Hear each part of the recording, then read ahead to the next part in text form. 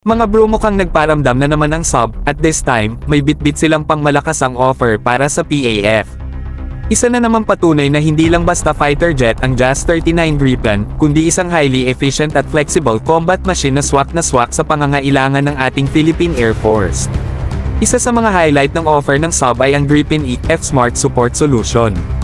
Imagine mga bro, isang fighter jet na hindi lang pangmatagalan sa himpapawid, kundi kayang ma-deploy kahit saan, may kasamang sariling maintenance facility. Hindi mo na kailangan ng malaking airbase, portable at ready for action agad.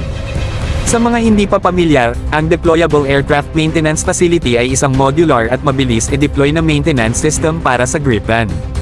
Ibig sabihin, kahit saan sa bansa, basta may kailangan ang ating Air Force, pwede agad ma-maintain at ma-rear ng Gripen. Perfect para sa island-based defense strategy ng Pilipinas, lalo na sa West Philippine Sea. At kung efficiency at flexibility lang din ang usapan, wala nang ibang mas angkop kaysa sa Gripen.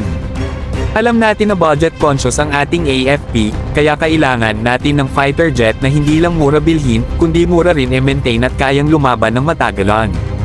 Hindi ito katulad ng ibang mamahaling jets na malakas lang sa papel pero sakit sa ulo ang gastos at logistics. Mga bro, malinaw ang mensahe ng sub, handa silang ibigay ang pinaka-practical at battle-ready solution para sa PAF. Walang overcomplicated logistics, walang matagalang downtime, isang agile at cost-effective na fighter jet system na may solidong maintenance support. Ano sa tingin nyo, mga bro? Dapat bang kunin ng PAF ang Gripen E F package na ito?